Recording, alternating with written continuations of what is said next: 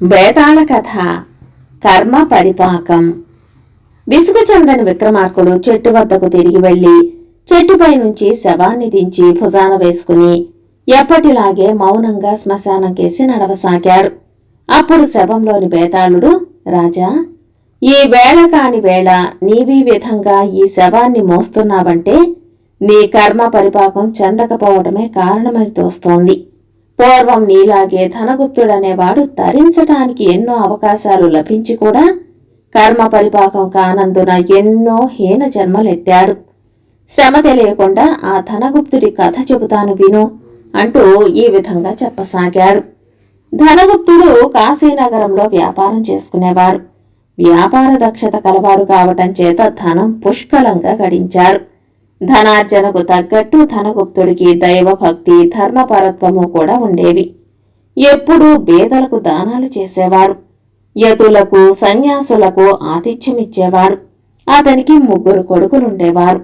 ఒకనాడు మానస సరోవరం నుండి దయానందుడనే సిద్ధుడు ధనగుప్తుడి ఇంటికి వచ్చాడు.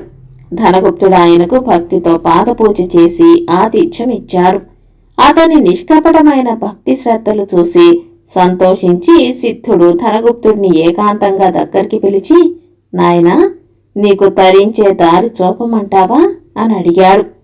ధనగుప్తుడు సిద్ధుడికి కృతజ్ఞత చెప్పుకొని, స్వామి, అంతకంటే నాకు కావలసిందేమున్నది? అయితే నా కొడుకులింకా చిన్నవాళ్లు. మరొక 5 ఏళ్లు పోతే వాళ్లు తమ కాళ్ల మీద తాము నిలబడగలుగుతారు.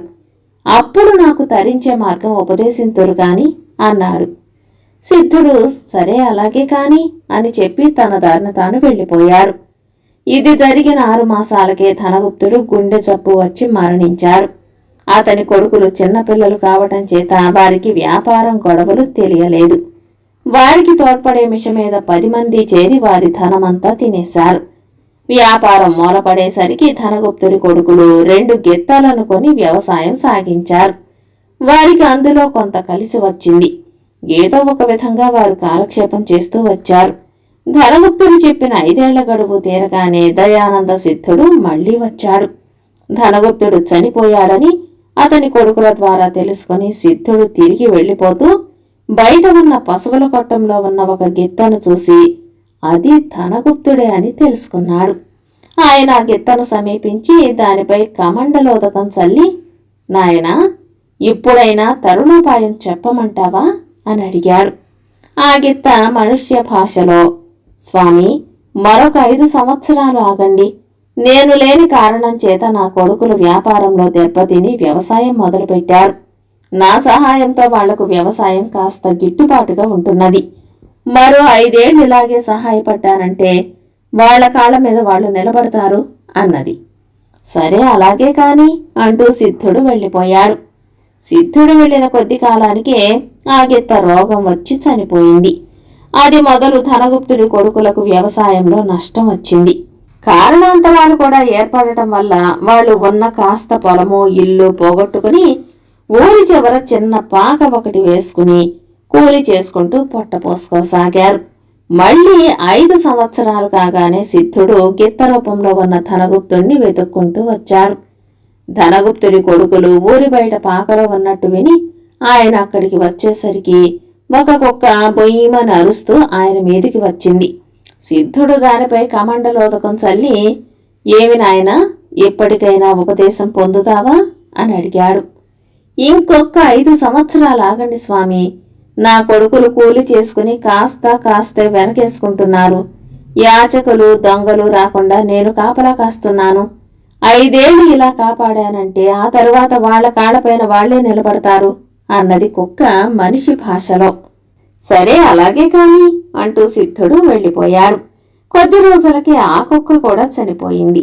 ధనగుప్తుడి కొడుకులు బొత్తిగా నికృష్టపు జీవితం గడుపుతున్నారు. 5 ఏళ్లు తిరగగానే తిరుగు సిద్ధుడు వారున్న చోటికి వచ్చాడు.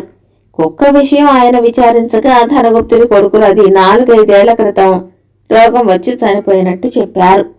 సిద్ధుడు ధనగుప్తుడి కోసం దివ్య దృష్టితో వెతకగా అతను భూమి లోపల ఒక చోట పాము రూపంలో లంకె బిందెలను అంటిపెట్టుకుని ఉన్నట్టు తెలియవచ్చింది. ఆయన ధనగుప్తుడి కొడుకులతో, నాయన్లారా, మీకు లంకె బిందెలు దొరికే చోటు చూపుతాను, వాటిని తవ్వి తెచ్చుకుంటారా అని అడిగాడు. అంతకంటే కావలసిందేమిటి అంటూ ధనగుప్తుడి కొడుకులు ముగ్గురు 3 గడ్డపారలు తీసుకుని సిద్ధుడి వెంట వెళ్లి ఆయన తవ్వమన్న చోట తవ్వారు. లంకె బిందెలు దొరికాయి. కాని వాటిని చుట్టుకుని ఉన్న ఒక పెద్ద పాము తల ఎత్తి చూసింది. వెంటనే ముగ్గురు దానిమీద 3 దెబ్బలు వేశారు. సిద్ధుడు వారిని వారించి ఆ పామును పూర్తిగా చావకుండా కాపాడి దానిపై కమండలోదకం చల్లి, నాయనా, ఇప్పుడైనా తరించే మార్గం చెప్పమంటావా అని ప్రశ్నించాడు. పాము బాధగా తల ఎత్తి మానవ భాషలో, త్వరగా చెప్పండి స్వామి అన్నది. సిద్ధుడు దాని చెవిలో ఏదో రహస్యం చెప్పాడు. అంతా విని పాము తలవాల్చేసి ప్రాణాలు విడిచింది.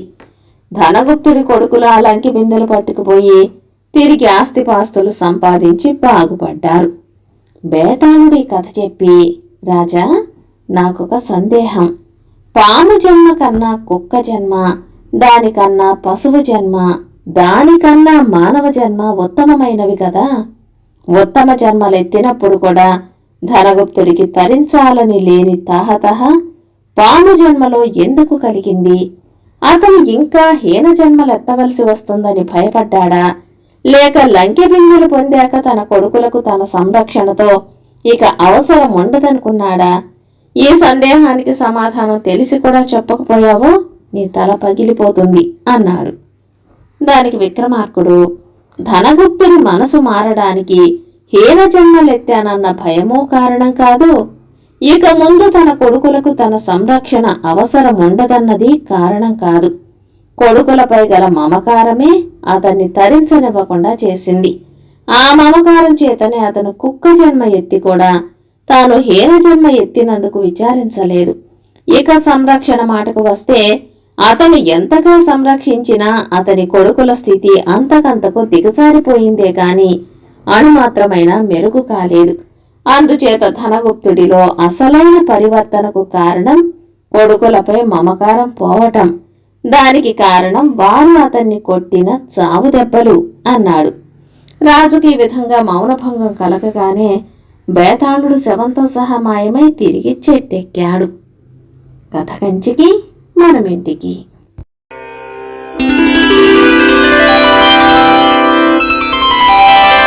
చందమామ కథ.